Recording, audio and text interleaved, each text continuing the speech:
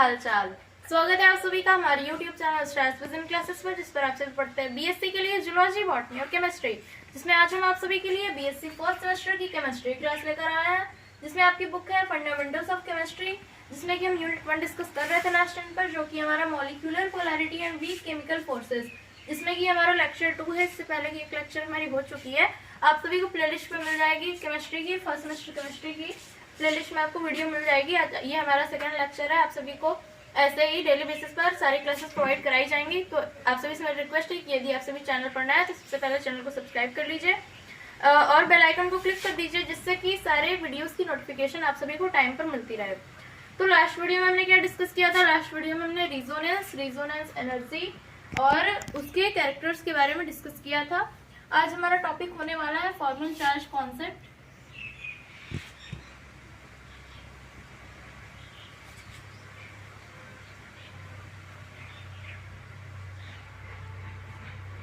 Formal charge concept ये क्या है और क्यों दिया गया? सबसे पहले आप सभी टॉपिक नोट डाउन कीजिए। फॉर्मल चार्ज कॉन्सेप्ट क्या है? कुछ कंपाउंड्स एक से अधिक लुईस डॉट स्ट्रक्चर रिप्रेजेंट करते हैं। कुछ कंपाउंड्स जो होते हैं वो एक से अधिक लुईस डॉट स्ट्रक्चर रिप्रेजेंट करते हैं। तो उसकी स्टेबिलिटी का डिटर्मिनेशन करने के लिए ये कॉन्सेप्ट दिया गया, जो कि फॉर्मल चार्ज कॉन्सेप्ट के नाम से जाना जाता है। उनकी स्टेबिलिटी यानी कि जो कंपाउंड्स एक से अधिक लुईस डॉट स्ट्रक्चर रिप्रेजेंट करते हैं, उनकी स्टेबिलिटी का डिटर्मिनेशन हम फॉर्मल चार्ज कॉन्सेप्ट के बेसिस पर करते हैं। तो क्या होता है formal charge concept? Formal charge किसी भी कंपाउंड में उनके एटम्स पर उपस्थित चार्ज की एक ऐसी संख्या होती है। फॉर्मल चार्ज किसी भी कंपाउंड्स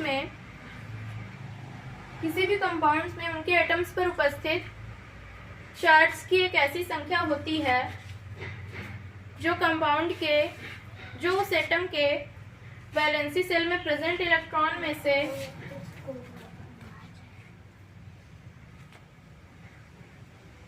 वैलेंसी सेल में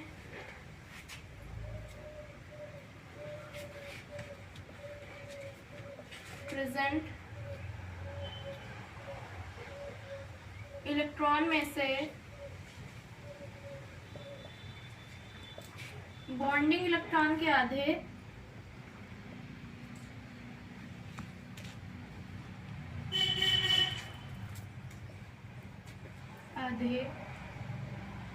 और नॉन बॉन्डिंग इलेक्ट्रॉन्स की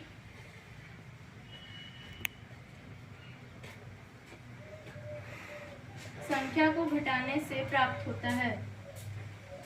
संख्या को घटाने से प्राप्त होता है।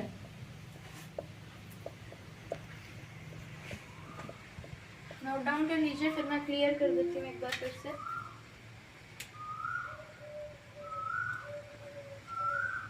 क्या है फॉर्मल चार्ज?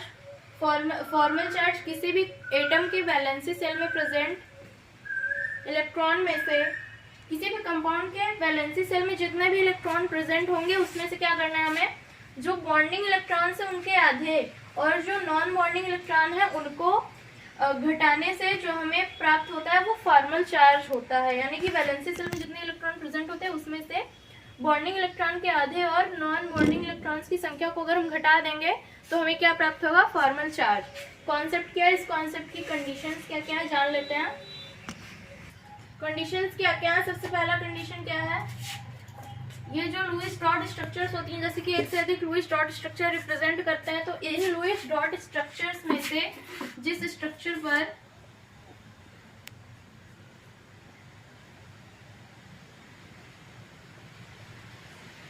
फॉर्मल चार्ज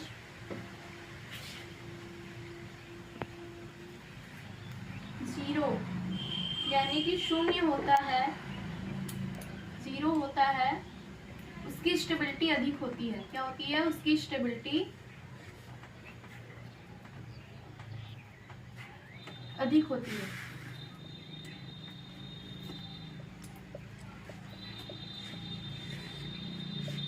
यानी कि जितने भी लुईस डॉट स्ट्रक्चर होती हैं उनमें से जिस वाले स्ट्रक्चर पर फॉर्मल चार्ज की संख्या 0 हमें प्राप्त होती है वो सबसे ज्यादा स्टेबल होगा, और जिस पर हमें कुछ नंबर्स प्राप्त होते हैं फॉर्मल चार्ज के वो जीरो वाले के कंपैरिजन में कम स्टेबल होगा, यानी कि सबसे ज्यादा स्टेबल कौन सा होता है, जिस पर फॉर्मल चार्ज की संख्या जीरो प्राप्त होती है, वो सबसे ज्यादा स्टेबल होता है। सेकंड क्या है, जब सभी स्ट्रक्चर्स में फॉर्मल चार्ज की प्रेजेंस नेसेसरी होती है, जब फॉर्मल चार्ज की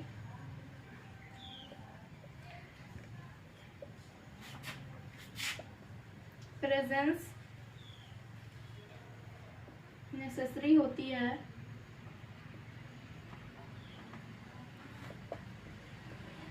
तो क्या होता है, जब फॉर्मल चार्ज की प्रेजेंस नेसेसरी होती है तो वह वाला स्ट्रक्चर सबसे ज्यादा स्टेबल होता है जिस पर फॉर्मल चार्ज की छोटी संख्या प्राप्त होती है, यानी कि जिस पर फॉर्मल चार्ज कम आएगा वो ज्यादा स्टेबल होगा और जिस पर फॉर्मल चार्ज अधिक आएगा वो कम स्टेबल होगा। यदि जब फॉर्मल चार्ज की प्रेजेंस नेसेसरी होती है तो वह स्ट्रक्चर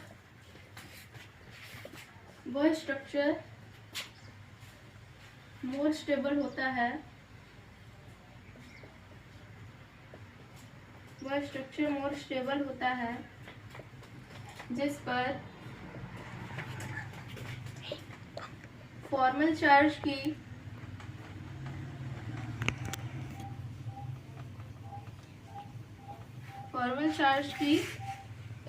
छोटी संख्या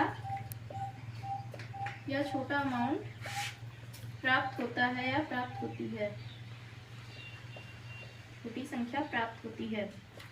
जैसा कि मैंने समझाई दिया, समझ में तो आ ही गया होगा, फिर से मैं क्लियर कर देती हूँ। जब फॉर्मल चार्ज की प्रेजेंस नेसेसरी होगी तो वह वाला स्ट्रक्चर ज्यादा स्टेबल होगा जिस पर फॉर्मल चार्ज की संख्या कम प्राप्त होगी हमें, जिस पर फॉर्मल चार्ज कम प्रेजेंट होगा वो सबसे ज्यादा स्टेबल होगा, यानी कि यदि किसी स्ट्रक्चर पर फॉर्मल चार्ज 1 है और किसी दूसरे पर 3 है तो एक वाला ज्यादा स्टेबल होगा, यानी कि जिस पर फॉर्मल चार्ज की छोटी संख्या प्राप्त होगी वह ज्यादा स्टेबल होगा।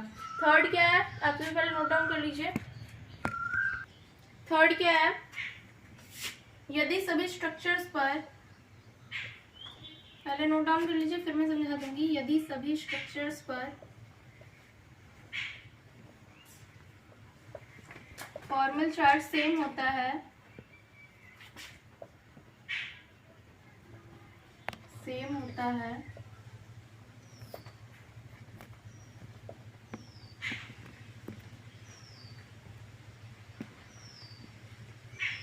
तो वह स्ट्रक्चर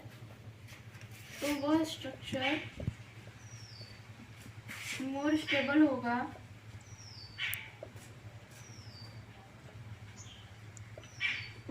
जिस पर क्या होता है, इलेक्ट्रोपॉजिटिव एलिमेंट पर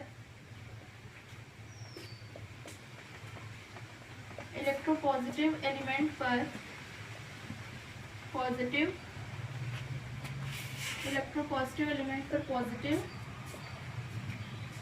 एंड इलेक्ट्रोनेगेटिव एलिमेंट पर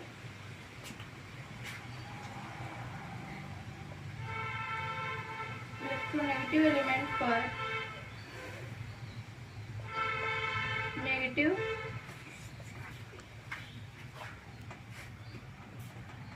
चार्ज होता है। यदि सभी स्ट्रक्चर्स पर फॉर्मल चार्ज सेम होता है तो वह स्ट्रक्चर मोर स्टेबल होगा जिसमें इलेक्ट्रॉन पॉजिटिव एलिमेंट पर पॉजिटिव एंड इलेक्ट्रोनेगेटिव एलिमेंट पर नेगेटिव चार्ज की प्रेजेंस होती है, नेगेटिव चार्ज उपस्थित होता है, यानी कि वह वाला स्ट्रक्चर ज्यादा स्टेबल होगा जिसमें कि विद्युत धनात्मक कोई तत्व है, अगर उस पर धनात्मक चार्ज है यानी कि पॉजिटिव चार्ज है तो क्या होगा, वह ज्यादा स्टेबल होगा। और अगर इलेक्ट्रोनेगेटिव एलिमेंट पर अगर पॉजिटिव चार्ज आ जाता है तो क्या होगा, वह कम स्टेबल होगा। अगर इलेक्ट्रोपॉजिटिव पर अगर नेगेटिव चार्ज है तो वो कम स्टेबल होगा। इलेक्ट्रोपॉजिटिव पर अगर पॉजिटिव चार्ज आ जाता है तो वो ज्यादा स्टेबल होगा। तो इस तरीके से हम कह सकते हैं कि यदि सभी स्ट्रक्चर्स पर फॉर्मल चार्ज सेम होता है, यानी कि अगर दोनों स्ट्रक्चर, हमारे पास दो स्ट्रक्चर हैं, दोनों पर फॉर्मल चार्ज सेम ही है, तो वह वाला स्ट्रक्चर ज्यादा स्टेबल होगा जिसमें कि कोई अगर इलेक्ट्रोपॉजिटिव एलिमेंट पर पॉजिटिव चार्ज है तो वो ज्यादा स्टेबल होगा। अगर इलेक्ट्रोपॉजिटिव पर नेगेटिव आ जाता है या फिर इलेक्ट्रोनेगेटिव पर पॉजिटिव चार्ज आ जाता तो वो क्या हो जाएगा, कम स्टेबल हो जाएगा। तो ये हो गया थर्ड पॉइंट। फोर्थ पॉइंट क्या है, दो एडजेसेंट एटम्स पर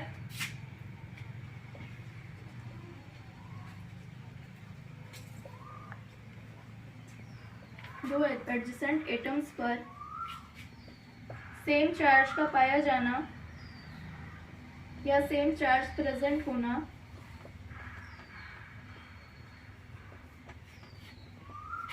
उनकी स्टेबिलिटी को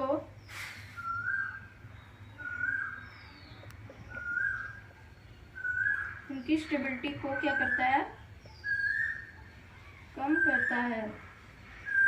क्या करता है, कम करता है। यानी कि दो पास में प्रेजेंट, यदि दो एटम्स हैं जो कि पास में प्रेजेंट है और दोनों पर सेम चार्ज प्रेजेंट है तो उनकी स्टेबिलिटी कम हो जाएगी, यानी कि उस वाले स्ट्रक्चर की स्टेबिलिटी कम हो जाएगी जिसमें कि दो सेम एटम्स पर, दो सबसे पास प्रेजेंट एटम्स पर सेम चार्ज अगर प्रेजेंट हो जाते हैं तो क्या होगा, उस वाले स्ट्रक्चर की, उस लुईस डॉट स्ट्रक्चर की स्टेबिलिटी कम हो जाएगी। हम एक एग्जांपल लेकर समझ लेते हैं। ये सारी कंडीशंस हो गई।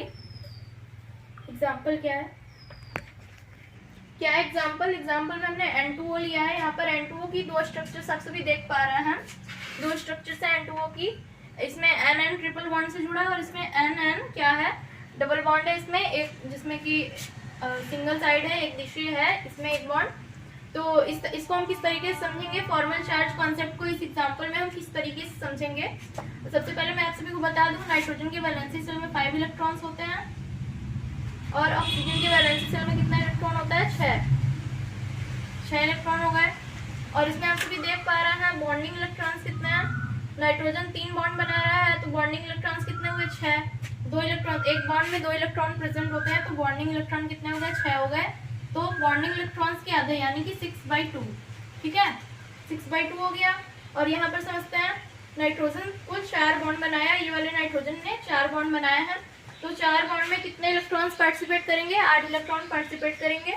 तो इसमें हम बॉन्डिंग इलेक्ट्रॉन्स के आधे यानी कि 8/2, 8/2 यानी कि 8/2 कर लेते हैं। तो ऑक्सीजन क्या है, ऑक्सीजन एक ही बॉन्ड बना रहा है, इसमें कुल 2 ही इलेक्ट्रॉन पार्टिसिपेट कर रहा है तो इसमें 2/2 हो जाएगा।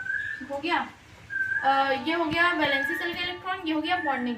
अब नॉन बॉन्डिंग की बात करते हैं। इसमें नॉन बॉन्डिंग इलेक्ट्रॉन 2 प्रेजेंट है, ये है नॉन बॉन्डिंग इलेक्ट्रॉन, ये 2 नॉन बॉन्डिंग इलेक्ट्रॉन है। इसमें एक भी नॉन बॉन्डिंग इलेक्ट्रॉन नहीं है तो ये 0 हो जाएगा। इसमें कुल 6 नॉन बॉन्डिंग इलेक्ट्रॉन्स हैं, ठीक है, ये हो गया। तो इसको इस तरीके से समझ सकते हैं हम। तो इसमें वैलेंसी सेल में से हम घटा देंगे तो क्या हो जाएगा, ये हो गया 3, 6/2 3 हो गया, 8/2 4 हो गया, 2/2 क्या हो गया, 1 हो गया, ठीक है। तो ये 5 माइनस 3 और 2, 5 में से हम 3 और 2 घटा देंगे, 3 2 5 हो गया, 5 को 5 में से घटा देंगे क्या आएगा, 0 आएगा, ठीक है। अब ये हो गया नाइट्रोजन का, हम लेते हैं 5 में से 4 घटा देंगे +1, ठीक है। और ये हो गया -1, +1 एंड -1, ये हो गया फर्स्ट वाला।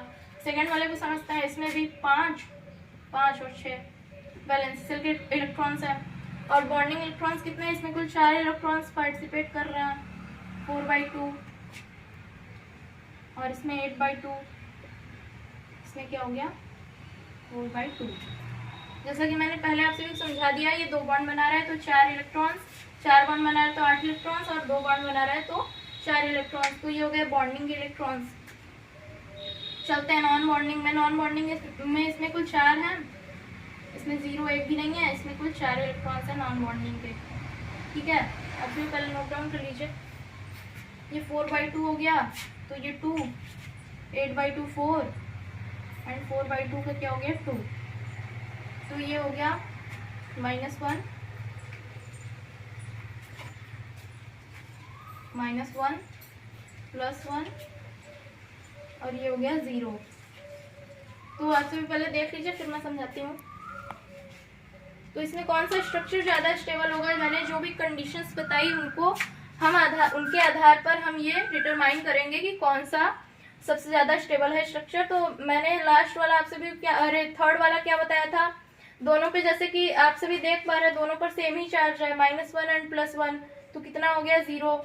तो सबसे पहले हम अब किस आधार पे करेंगे, जो थर्ड वाला कंडीशन था उसके आधार पर हम डिटरमाइन करेंगे कि इलेक्ट्रो पॉजिटिव एलिमेंट पर पॉजिटिव चार्ज और इलेक्ट्रो नेगेटिव एलिमेंट पर नेगेटिव चार्ज। तो यहाँ पर देखिए ऑक्सीजन इलेक्ट्रो नेगेटिव है और नाइट्रोजन इलेक्ट्रो पॉजिटिव है, तो इसमें नाइट्रोजन पर माइनस चार्ज प्रेजेंट है।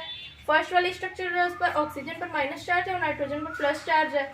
तो कौन सा ज्यादा स्टेबल होगा, ये फर्स्ट वाला स्ट्रक्चर जो है ये मोर स्टेबल होगा, ये वाला स्ट्रक्चर जो है हमारा ये मोर स्टेबल हो जाएगा इसके स्ट्रक्चर 2 के कंपेरिजन में। तो आज हमने फॉर्मल चार्ज कॉन्सेप्ट को अच्छे से समझ लिया। आप सभी के मन में जो भी सवाल होंगे आप सभी कमेंट बॉक्स में पूछ सकते हैं। आप सभी से मेरी रिक्वेस्ट है कि आप सभी बेल आइकन को क्लिक कर दीजिए, जिससे आप सभी को सारी वीडियोस की नोटिफिकेशन टाइम पर मिलती रहे। और आप सभी से मेरी रिक्वेस्ट है कि वीडियो को लाइक और शेयर कीजिए और हमारे चैनल को सब्सक्राइब कीजिए। थैंक्स।